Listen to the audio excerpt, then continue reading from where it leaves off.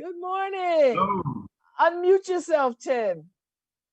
Tim, this is called Zoom. You gotta be mute. All right. Good Avi, I wish morning. I could mute you from where I am. Oh, I'll work boys, on boys, that. boys. Hi, Babz.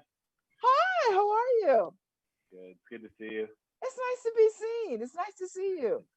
So what are you two up to? I feel like I haven't really spent any time with y'all since this whole crazy. I know. What the hell's been going on? And I need to ask early. Should I not swear? I should put that out there ahead of time. The family show, but Okay, fair enough. Fair enough. So how are y'all? Amount. It's nice to see Hanging you, in there, one Chef day at a Avi. time. Y'all are weathering this pretty well. You doing all right? Personally, you're doing all right. Each day is different. Each storm hits a little different, but we're still here. You got a whole wine rack behind you. I'm at home. That's your house? That's my house. Yeah. Looks like your bar. I have a few bars in my house.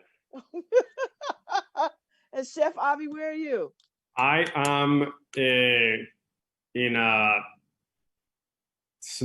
small dining room at Roya, currently closed, but still occasionally I come here and talk to Tim over Zoom. Oh, okay. Is that what y'all do? Yeah, it's around and so Tim, is Ordinary back open or is it still shut? No, we opened up for about 4 weeks and then we are shut down again. For a few reasons. One is, New Haven is just super quiet right now. With all the new restrictions from, that been put on us from, like 9:30 curfew, the half capacity, from the mayor and the governor, basically, or the mayor more so, basically telling everybody don't go out. Yale being gone to February, we made a decision to slow things down and kind of ride it out and weather it out for a bit. So earlier on, we went to a more virtual platform and offered, virtual happy hours and tastings, and we had a lot of fun and we got a pretty good response from a lot of our guests, and it was really nice to see a lot of people again. So Avi and I decided to do a couple together in December and kind of like test the waters of it again, and then we'll if it does well, then we'll continue to do them until we reopen, because it is fun. It is nice to see so many lovely people and hang out with them and have some drinks, even though it is through Zoom or whatever platform it may be. It's still nice to see people and get to, talk a little trash. And how many? Because you get about 100 people to these things. When we started doing it early on, and we got up to about 350 people was the most. Whoa! Yeah, when the world was like, shut down and everybody was in their house and bars and restaurants weren't open and the weather didn't break yet and people weren't going out, we were doing it. The first one I did, I said, let me just see how it goes. I was hoping to get maybe 50. And in 3 days, I got 150 and I had to shut it off. And I was like, I don't have enough product for this. Like, what in the hell?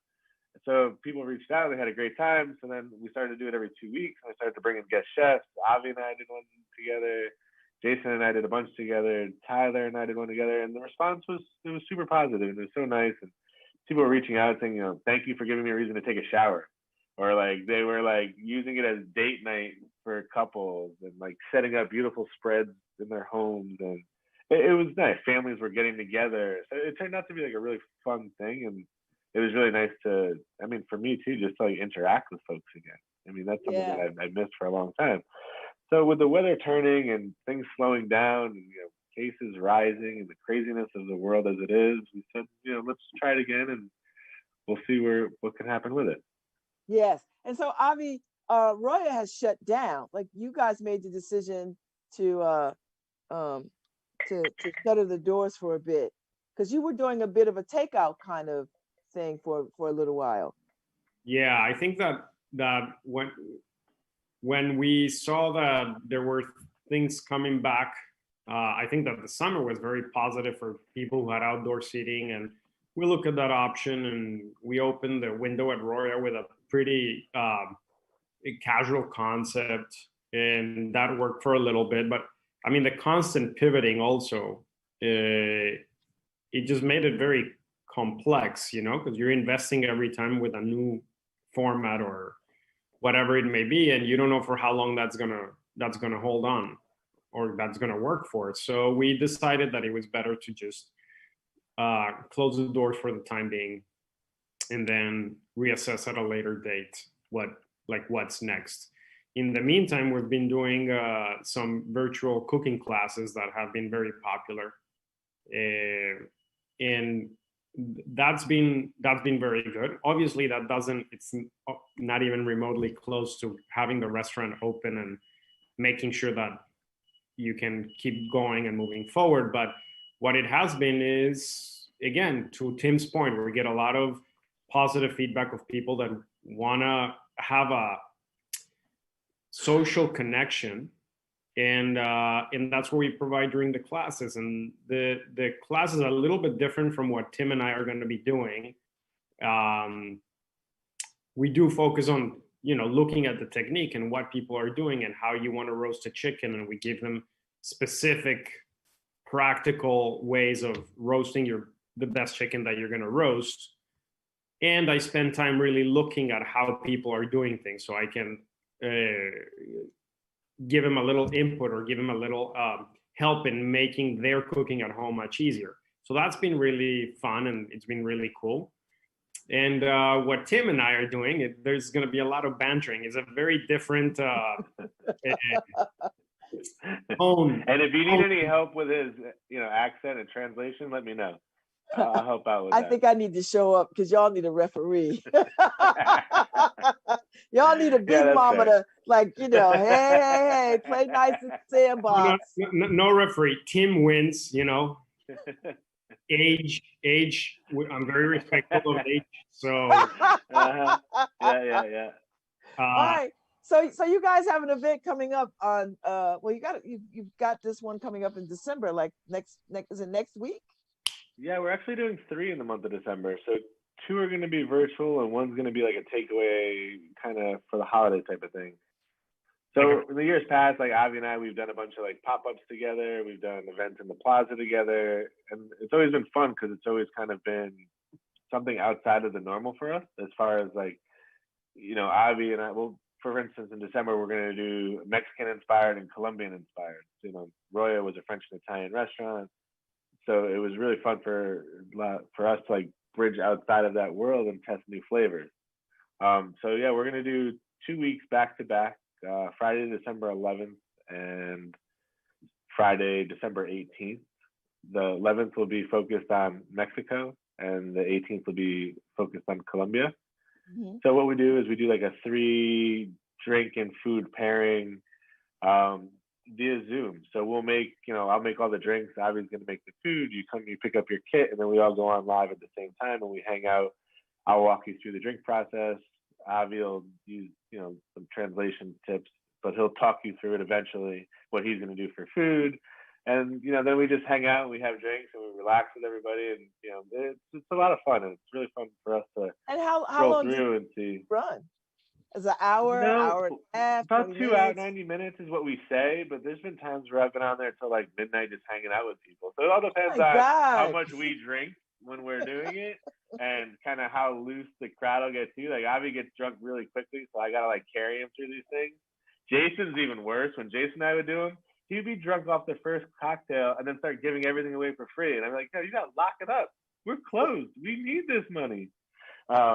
But it's so fun, and it's good for, honestly, it's one of the things that I've always missed most about like the shutdown is just the interaction and having good times, like seeing people again. So yeah, it's been fun. So the first one coming up is the 11th, and ticket sales are online now.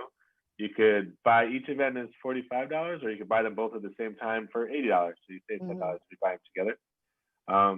The cutoff for this coming week is Monday. Monday afternoon will be the cutoff for the 11th, and then the following Monday will be the cutoff for the 18th. So essentially, buy your tickets now is what Tim said. That's right. Buy your tickets now because I've seen the sellout posters across it. It's sold out, and everybody's like, "Oh my gosh!"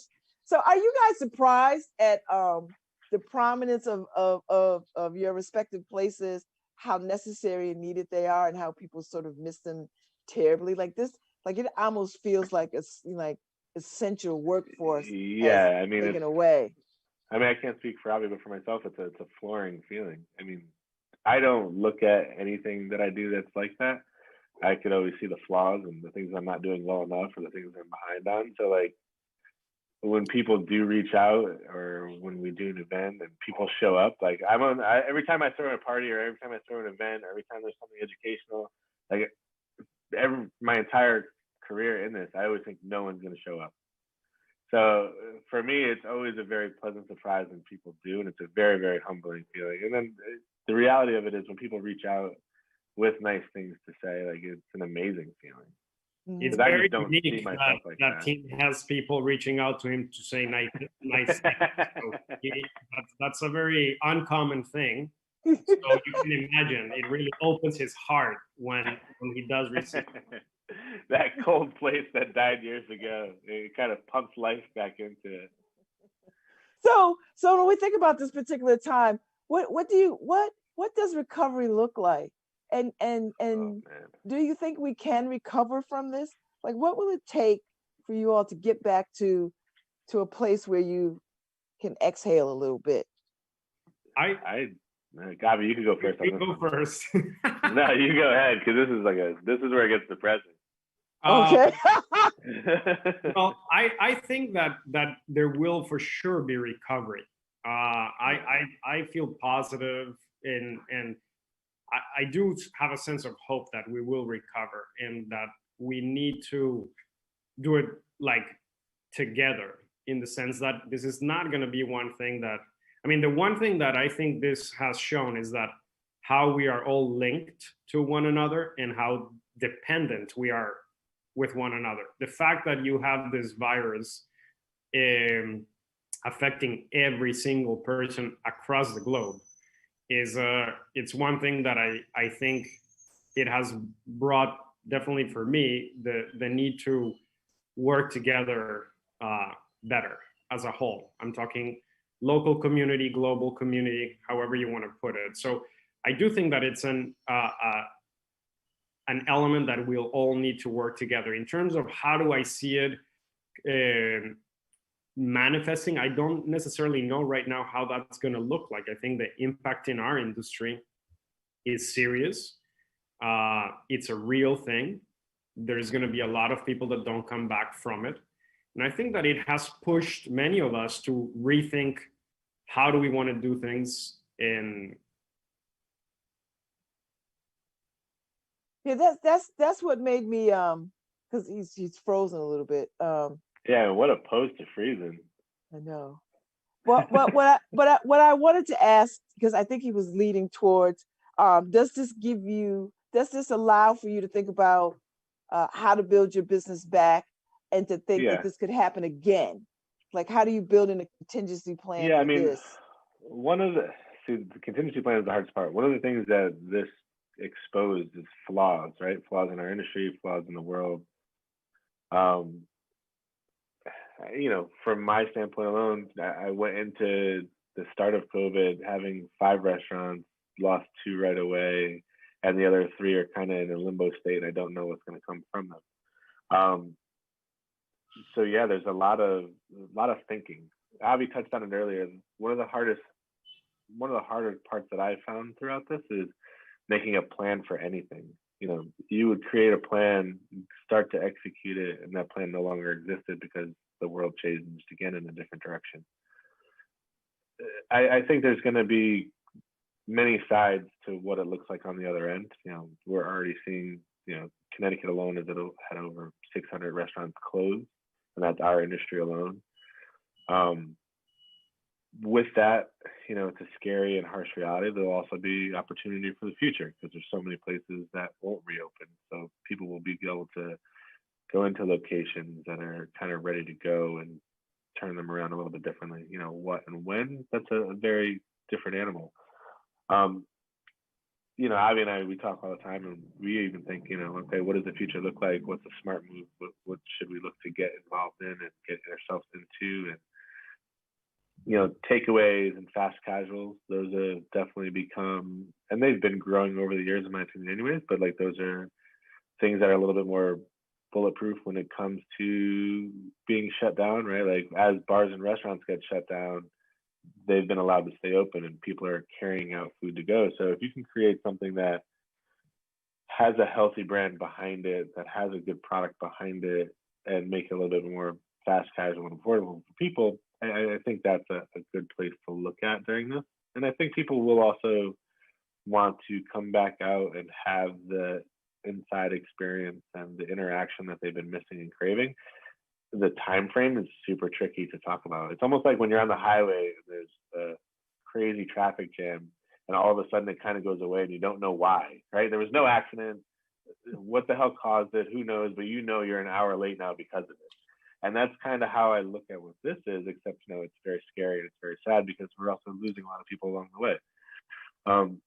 But I don't know how to properly plan for it. You know, we've thrown around ideas and we've looked at places, but then there's that reality of like, well, how do you pull a trigger on anything right now? Because at any given point, it could all just be turned off. So it's definitely challenging. But then you look at people that are opening places during this, like Jason is a part of Haven Hot Chicken, and they've been killing it over there. People love hot chicken. Chef Camacho at the Camacho Garage up in Westville, you know, he opened up, and it's a swanky, beautiful place, right? Yeah, it is. They did a great job with it. You know, the one thing, you know, hot chicken versus Camacho's Garage is if we roll back into phase one, hot chicken's a tiny footprint, you know, lower overhead and takeout model it's already built around. Camacho's Garage would have to like put a whole new infrastructure in and focus on takeout, and hopefully people will be able to support that, but you have to lay off a ton of people to get it to a place where labor makes sense. So that's where like two different directions are a little bit just challenging to think about. So, you know, things. I would. Get up. Oh boy, here we go again. In many respects, is the creativity. Is it stopping? Go ahead. I'm saying that the creativity, like the stuff that has come up in our industry, and I would say that even in our conversations of, okay, what can you do? It's really pushing us to think out of the box. It's really pushing us to think different things. And I that's the exciting part, I would say. The question is, how do you measure the excitement with the reality sometimes? And there's an uncertainty. So it's an interesting, you move from one energy to the other, and it's a very interesting place to be in, and sometimes not so comfortable. Well, I mean, if you wasn't political before this, you certainly have to be political now in terms of you've got to sort of, or do you sort of make your way in front of the political leadership here to sort of say, hey, this is an industry that you have to pay attention to, in the same way that the arts community now has to sort of say, look, it's they like to go to plays, they like to go to theater, they like to music venues, and we're hurting, and you need to pay attention to us. I mean, do you all have to do that too? Are you feeling like you've got to put a little political pressure on legislators?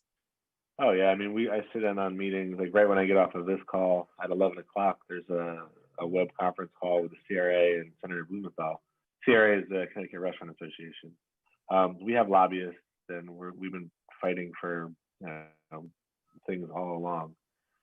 And I think that was kind of another wound that was exposed was, you know, how many people throughout the country that the restaurant industry employs, and for our industry to be impacted the way it has been, you know, it's affecting not just the people who work in the restaurants, but the distributors that are selling to them, and the farmers that are growing for them. You know, the ripple effect is real, similar to like the arts, similar to the music. I mean, these are all industries that are just getting like decimated. Mm-hmm. And I will say this, that this pandemic has really illuminated for people just how, Avi, to your point, how connected we are. Like people just think, oh, I go to a restaurant, I have a good meal, maybe I'll go see a show. But you just laid out, Tim, the distributors, the farmers, and the people that work there, and the people that clean there, and all these things that are interconnected, that make their livelihood based on this restaurant or this theater or this venue. Yeah. So when do you get super nervous? When do you get like, all right, I have to really, around or do you? 11:33 each day. I mean, it's a roller coaster. And there's some days where I wake up in the middle of the night freaked out, and there's some days where I'm like, okay, you know what? I'm gonna get outside today and I'm gonna hang out. I mean, for me, this summer was the first time since I was a little kid that I had a suntan. I mean, I didn't go outside. Like I was riding a bicycle. I was hiking. Like I never did any of these things. All I did was work. And on the other end of it, this is also the first time in many, many years where I've noticed kind of like the transition of seasonal depression. Like I just heard people talking about it, but I was always inside. I was always either in a dark cave of ordinary or one of my other places. So I didn't know what time of day it was or what season it was. I just knew I had to be at work. I had an event coming up. I had to get this thing done. So as the world slowed down, that was a very hard transition for me, both physically and mentally. Like I always knew I did much better when I was working, and I wasn't that great in life outside of work because all I've ever done my entire life was work. So I had to definitely make a lot of transitions, and it's an ongoing struggle that I have, to be honest with you. It's something that like I'm constantly working on, and Avi and I, we talk about this and, you know, finding that balance outside. But to answer your question, it could be any given day at any given time, you know, and who knows what'll hit. You'll get another random phone call or you'll get another random email of something else that's totally changed or gone away, or maybe something that's positive. So it's a roller coaster of emotions for me, for sure. Avi, how about for you? Yeah, I think that the time I think that there's been a gift of time at the same time with this, and what Tim was saying, like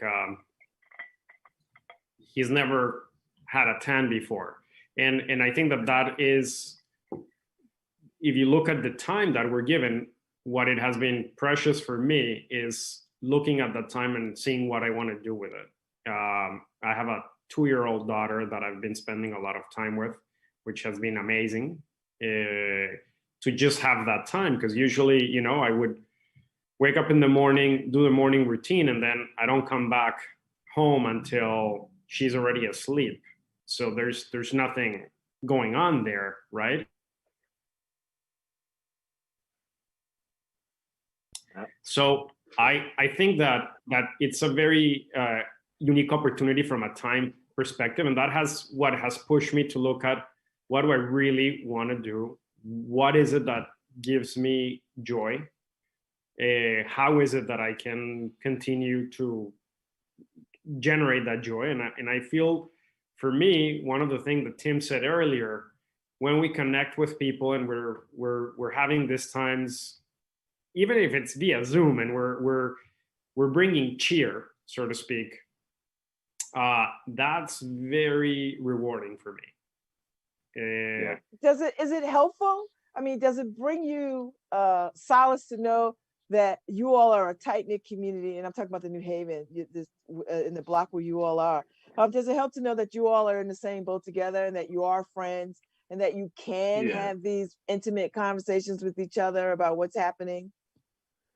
I think so, and a lot of us do. We do get together, and you know, that's something that I thought about a lot about. Like if you go back a couple of years ago when we had the flooded ordinary, we were closed for 3 or 4 months, and the community around us, Avi leading the charge, like had a big fundraiser, and we were able to like raise a bunch of money for the staff, and it was an amazing emotional feeling that I got from it, just to know that people care, right? The difference with this is we're all being impacted. So it's not just singular to yourself. It's a global, as Avi talked about earlier.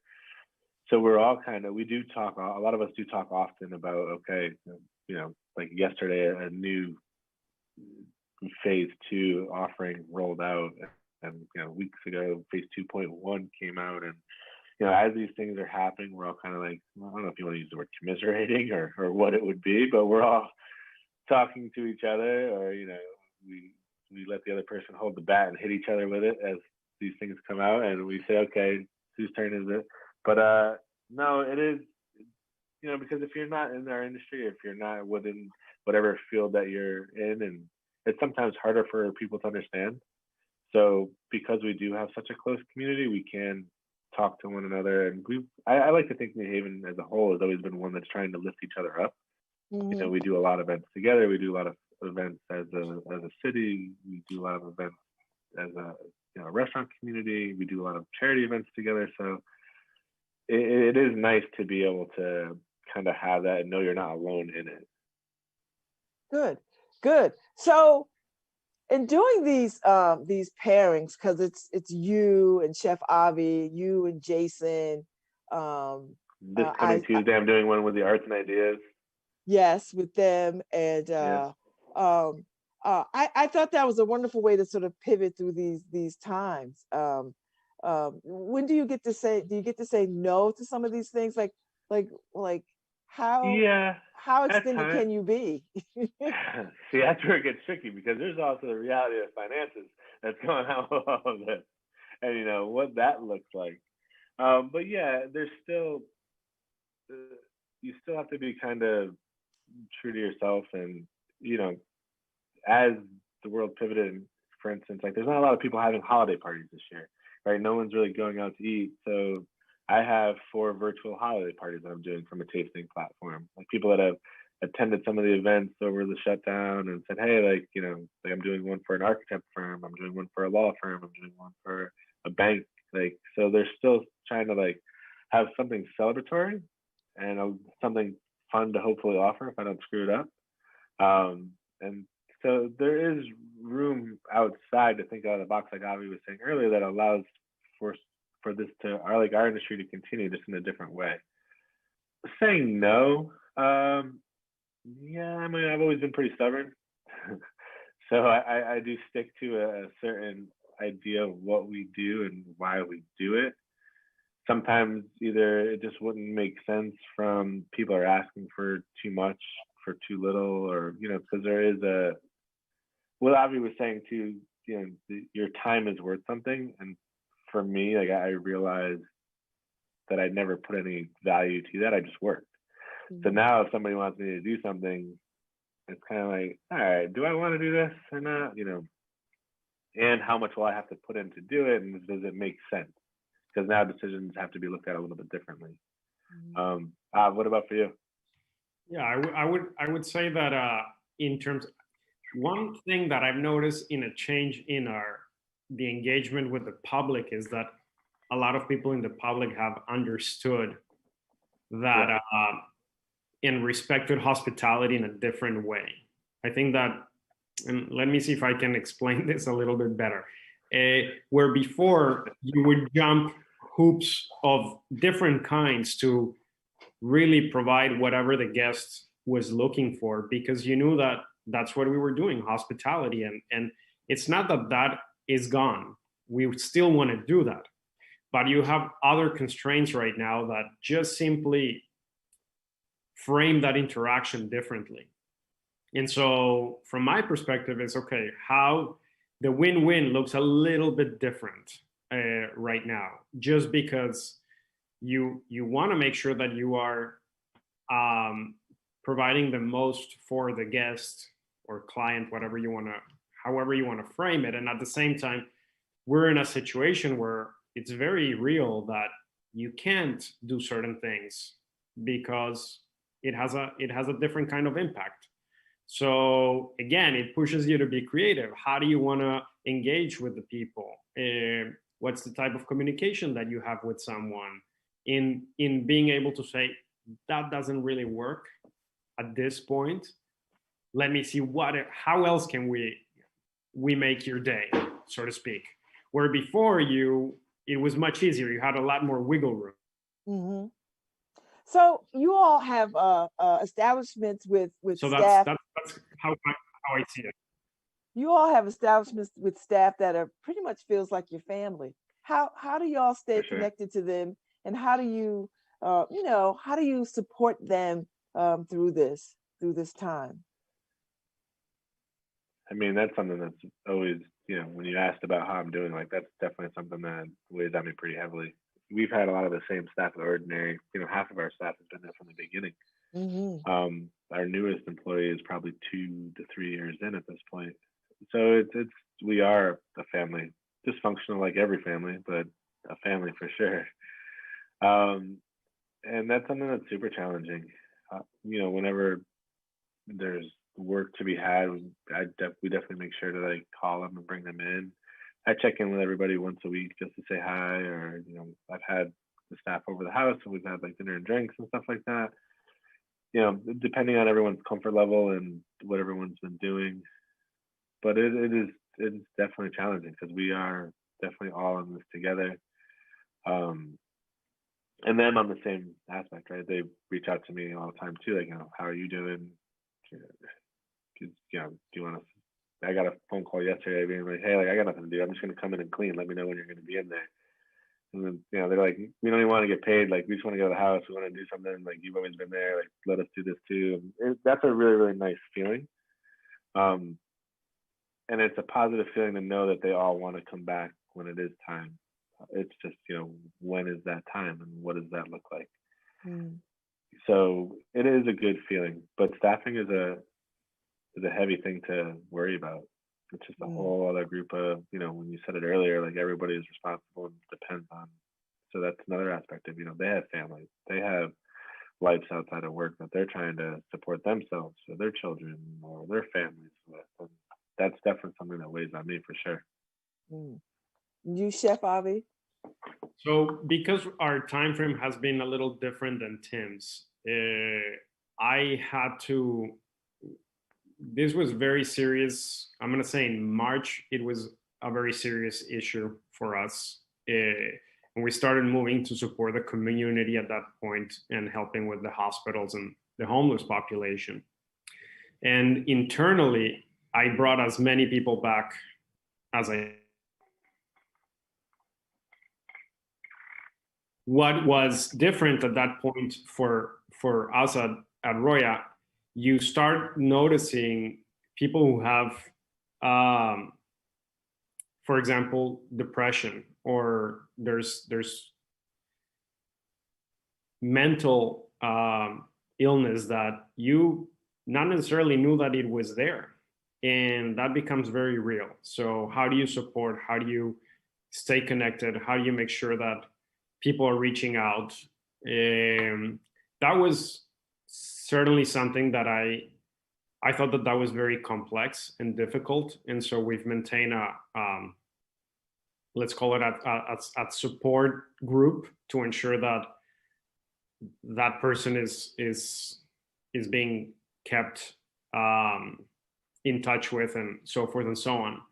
In terms of, because of the extended closure that we've had, I had to move on to actually reach out to various different people in the industry, and those on the staff that wanted to get placed and needed a job, I moved on to helping them get a job.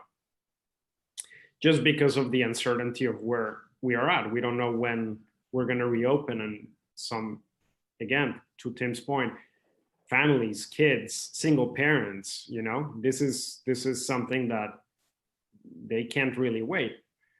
And while there was the federal support, I think that was huge, and that helped a lot of the people in our industry.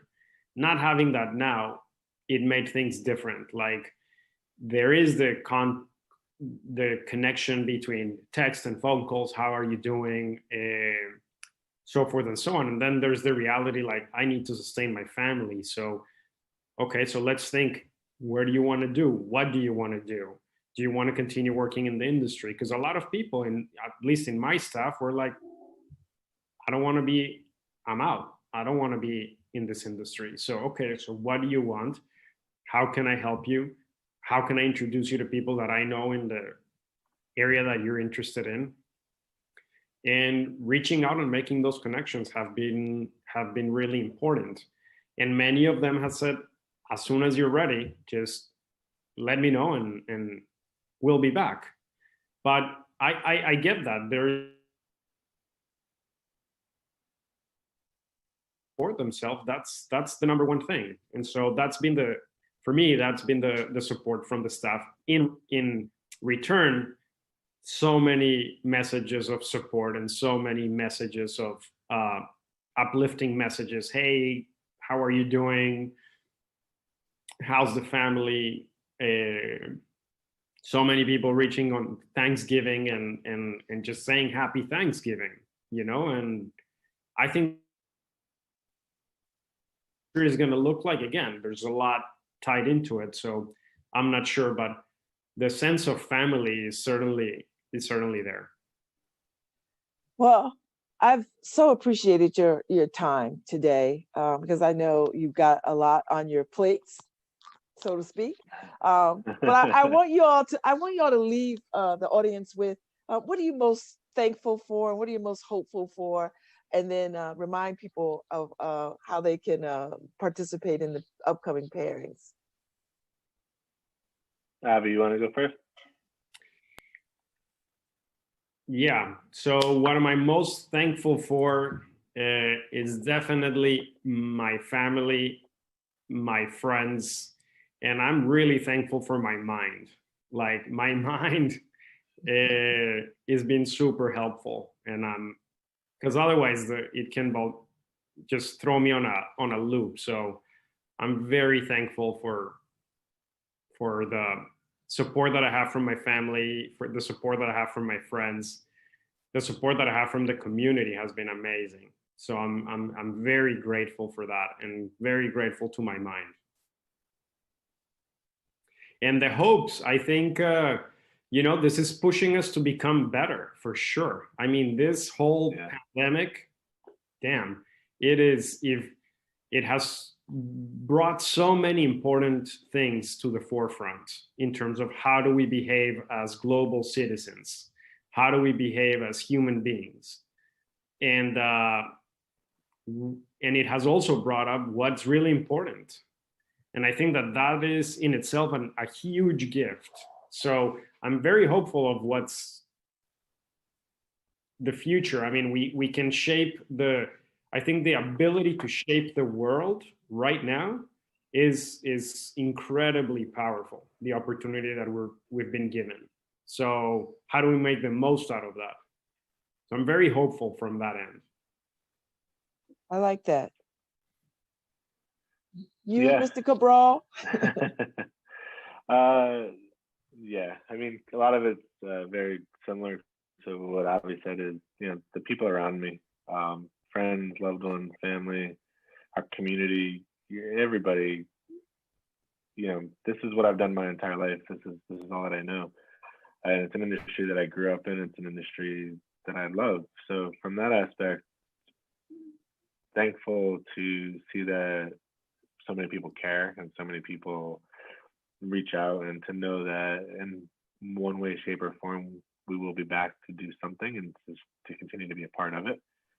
Things may change. You know, not everything will be as it once was, but thankful that it has a presence. And I was saying it earlier that people were reaching out to tell me like how impactful, like even like a virtual event was to them, that it gave them a reason to get dressed up, or give them a reason to have a night out with their loved one, even though they were staying in.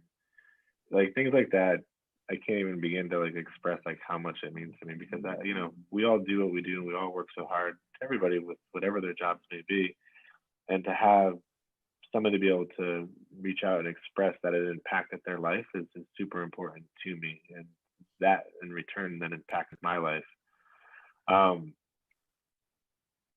So I'm definitely thankful for all of that. I'm thankful for the time that I've gotten to kind of look at things a little bit differently. Going off of Avi's, what he was saying, you know, it allowed me to look at life a little differently, and to make some choices that I would like to do things a little differently going forward. Put a little bit more focus back on myself as a person and the ones around me, rather than just having my head down and working my life away. That's definitely something that I'm trying to figure out how to balance going forward. And then just for all the people that I've gotten to meet along the way, Babz, you being one of them. You know, you're my work wife. And you know, I adore you, and Michaela. You say hello to her. I will. So. But what about you? What are you thankful for during all of this? It's been extraordinarily illuminating to sort of see all the good things that have come out of this. to expand the radio show, to be a voice in this community, to give opportunity to connect people. I mean, you know, I miss going out. You know, Tim, I miss sitting at a bar and having a cocktail. I mean, we miss you and your crew. There's no doubt about that. You know, I miss that whole scene, you know, eating at Roya and just, you know, having to make like vegan stuff, and I miss it. But at the same time, I do see the balance of things better. I do see people working hard at being very connected to each other, and people are communicating better with each other, and relationships seem to be getting stronger, and friendships are stronger, trying to hold each other up during these times. So I'm very thankful and happy, and I do believe that we will all come through this for the better. Even with all the loss, I think we will be better on the other side, hopefully. So yeah, I appreciate you today. I really do. We appreciate you even reaching out to us. Absolutely. You know, I adore y'all. So, you know, and I worry about, and I do worry about, you know, your success and your. And Babz isn't just saying that. She does reach out to me just to say hi, or to, you know, say she misses me, or talk some shit about not having enough vegan options on the menu, or whatever it may be. and I greatly appreciate that. This is we're grateful for this.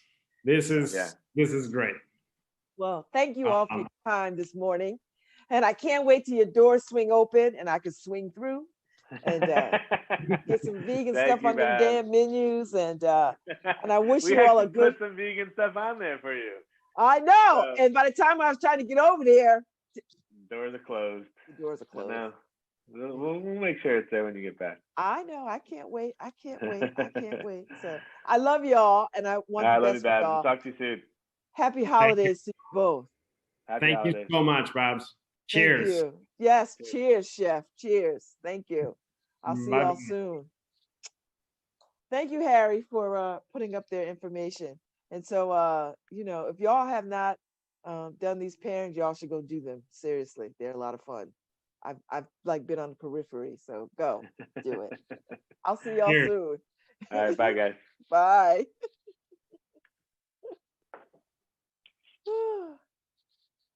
Oh, hey Harry, that was good. I miss them. I love them, and I do stay in touch with Tim. I do. I send him a text and check in regularly. Him and his wonderful love, Michaela.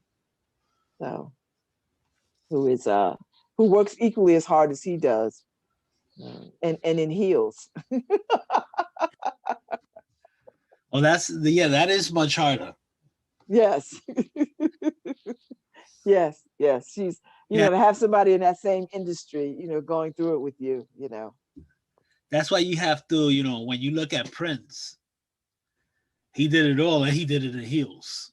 Harry, when I think about Prince, because you know I have to have hip replacement surgery on both my hips, and how I have to use a cane to get around, and how painful it is, I can't imagine Harry. I you know what? I could see the amount of drugs that he had to take to manage, because I feel it. And I don't like to take drugs, and I'm not at the. Listen, my livelihood doesn't depend on me getting on stage in high heels, so. If it did, Harry, I'd probably be overdosed too, because. Well, yeah, that, and to be Prince, everything he used to do on that stage was high heels. Whew.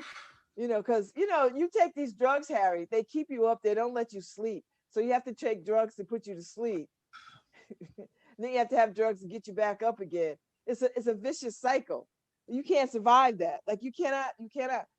I wish he would have just went and had the hip replacement surgery, but you know he's a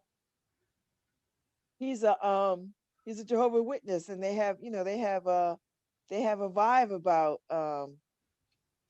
you know, surgery and blood and all that other kind of stuff.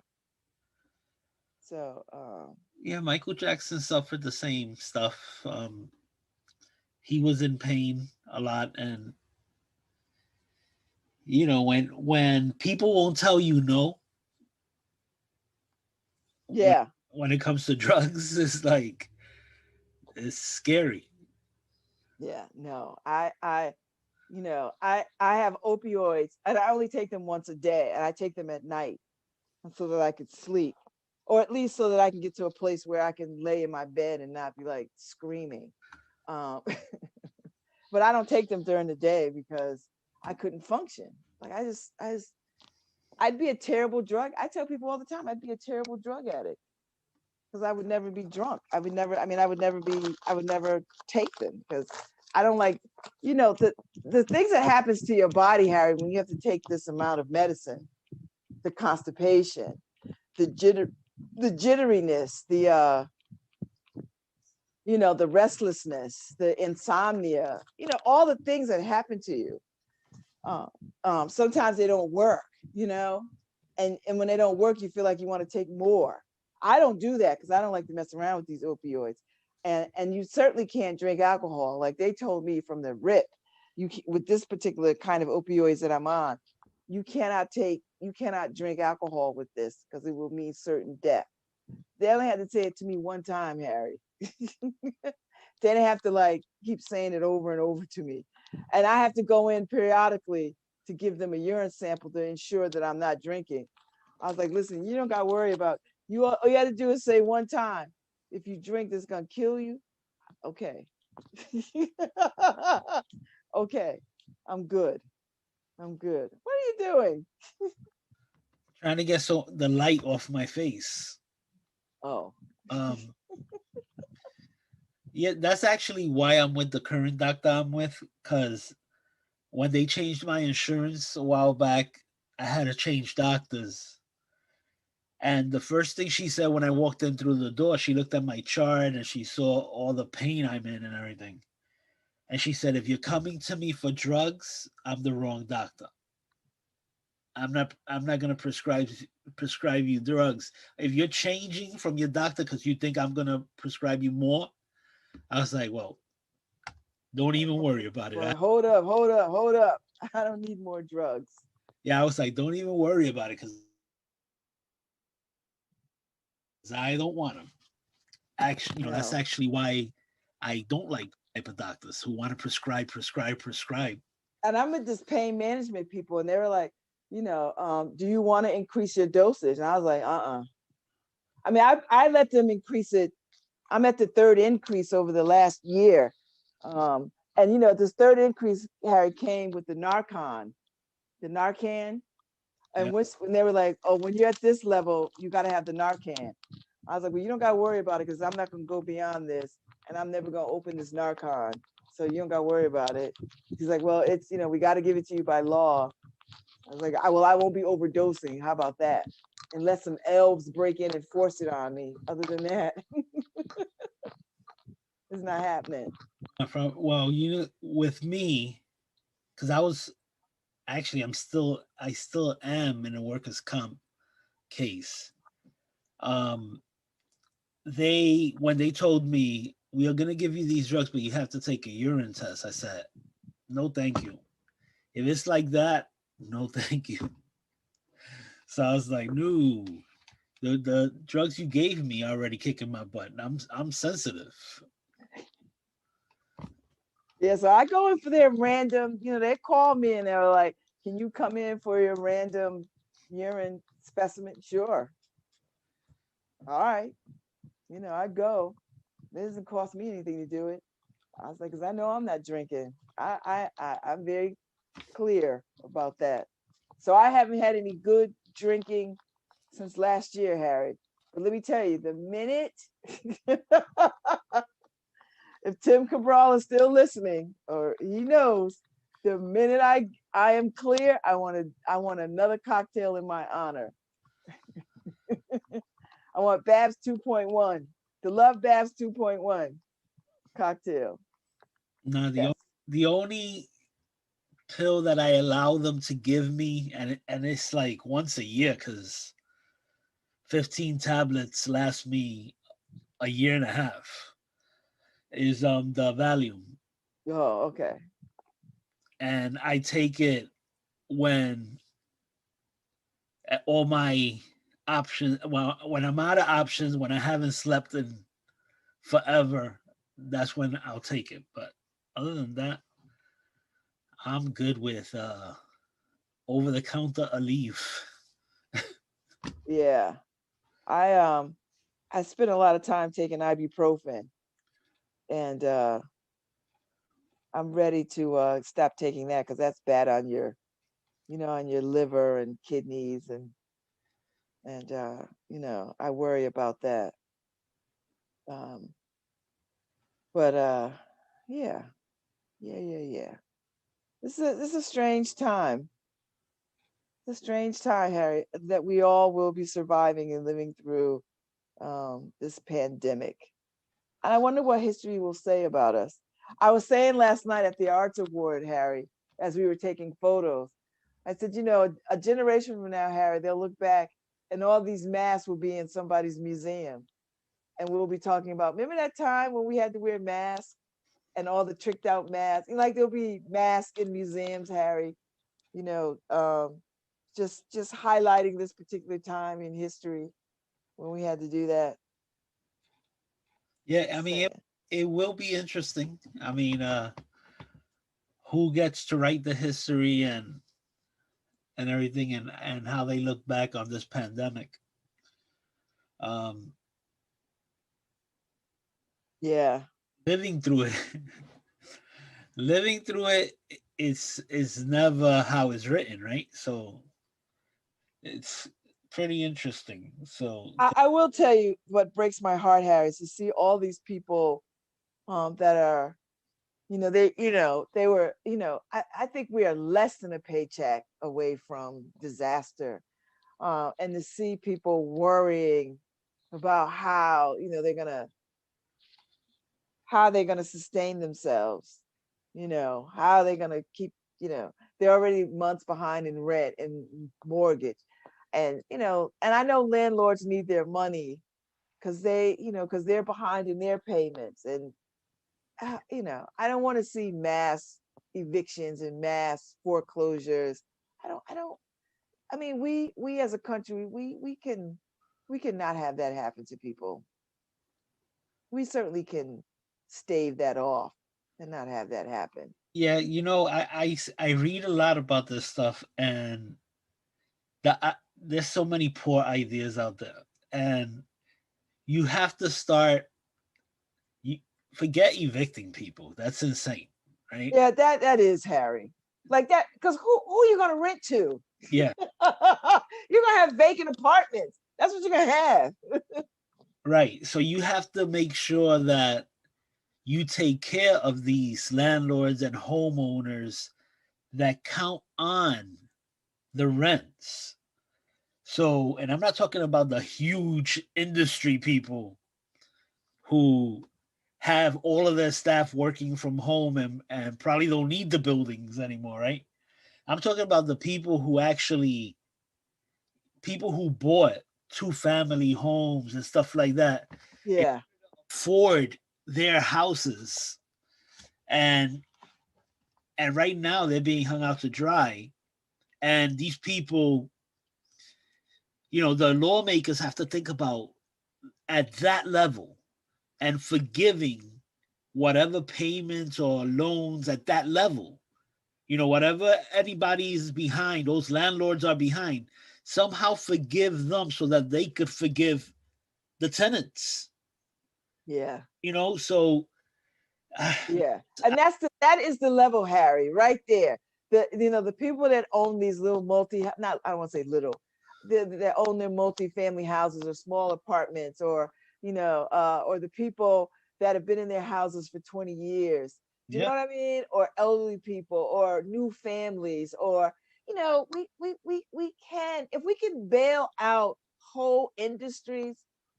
Do you know what I mean? Like, yeah.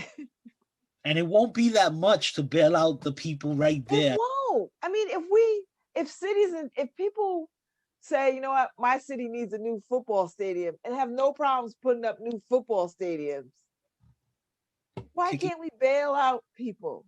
I know they do it all the time, kicking out billions of dollars for a stadium. for a damn stadium that you only play in several times a year, right? Like only gets you, it doesn't get used all year round. And no other activity could go on there. Right? So and why can't you give people enough money in there to help them get through this? Like I was looking at what other countries gave to their citizens, Harry, per month to sustain them through this because they can't go back to work, because they shut down the whole whatever. We should be willing to do that too. And stop trying to make people feel like it's some kind of charity. This is what a country ought to do for a citizen.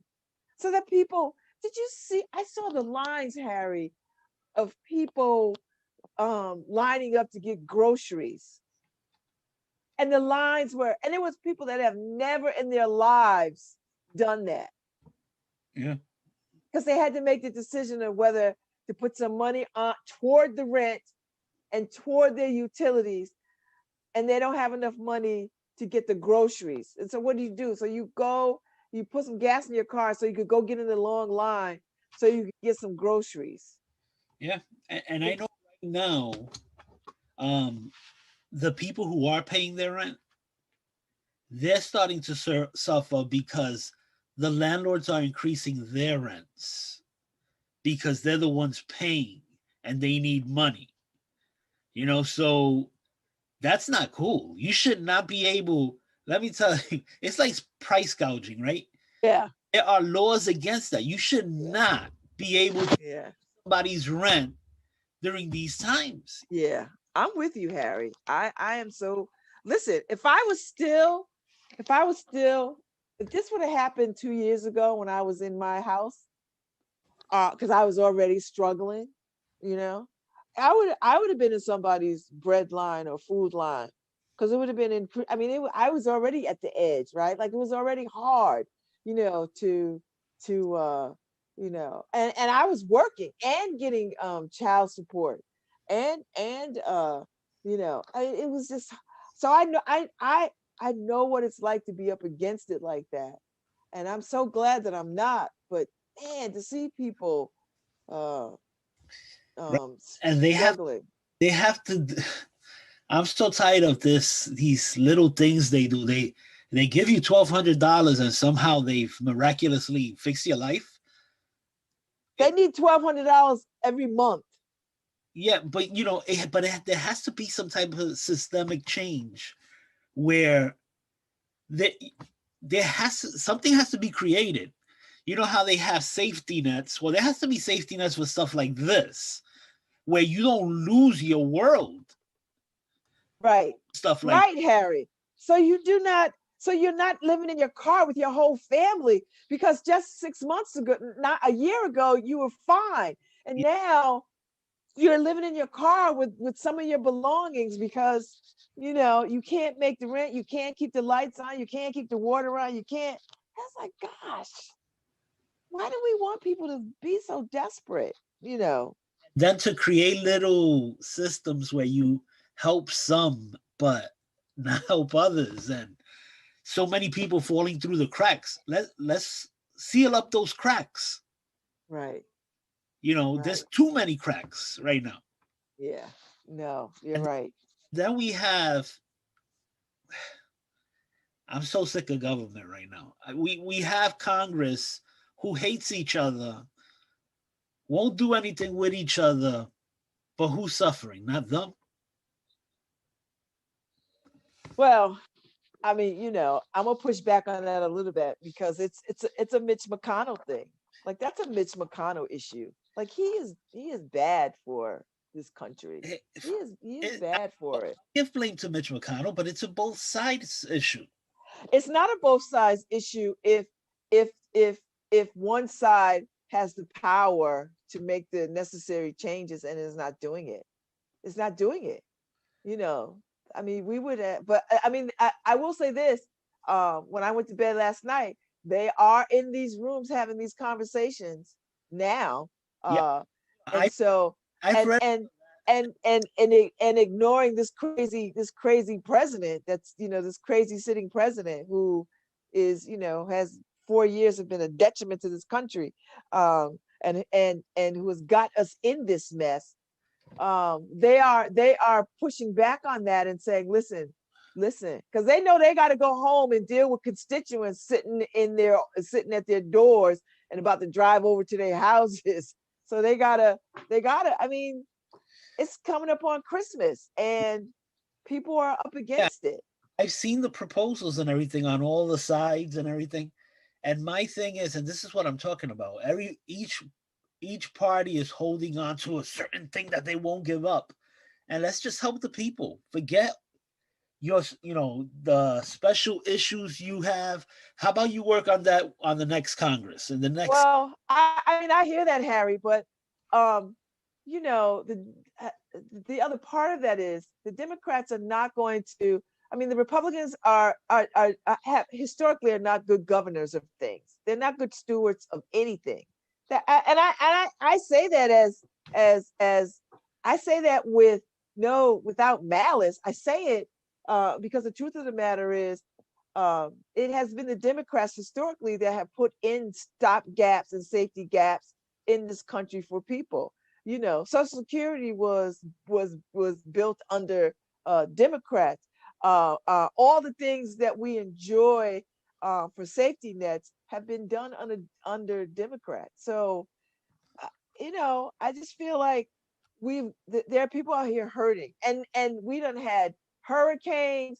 Now they've got record snowfalls in Ohio, in the middle of the country, which is just outrageous. It's just we have got to do better. We have got to do better, and we have the capacity to do better. We have the capacity, and we have the will. I will say this, Harry. If congressional leadership made the kind of money like you and I make, if they made the kind of money that you and I make, they'd be in these rooms faster dealing with this stuff. Do you know what I mean? Like if their paychecks were in jeopardy in the way that ours are, they'd get this handled a little bit better. I'm gonna say that, because I think when you're not worried about where your paycheck is coming from, you can take your time. You know what I mean? When your bills are paid, you're like, all right, I feel it. So I just feel like, but I will say this. I feel like there's some light at the end of the tunnel. I don't feel like we're, I do feel like there's light at the end of the tunnel. Now, if we could just get people to stay home and wear masks, Harry, I think we'd be all right. Well, you see, that's what I mean. Even let's say Georgia goes to the Democrats and everything, right? There'll be a new Congress next year. We can't wait. That's what I'm saying. Let's just deal with the people issue. Yeah. The people who are suffering right now. Yeah, we can't wait 50 days. Like, there are people, Harry, who cannot wait 50 days. So let's leave their unemployment is about to run out. Let's leave the big items that you're arguing about off the board. Let's take care of the people and deal with those big issues in the next Congress. Because they need to extend this unemployment. Because it's going to run out, Harry. Easy ones. Those are the easy issues. Those are they are easy. They actually both agree on stuff like that. Yeah, because that's just a sign. Like, I just need your signature. Yeah, it's the other issues that they're arguing about. The money that's going to the states and stuff like that. Not the people issue. They're arguing about that money. We'll argue about it next year in a new Congress, but this year let's take care of the people who are hurting. Pretty. Maybe they're listening to us, Harry. Maybe they'll be like, you know what? Let me tune into Babz and Harry, see what they say. It's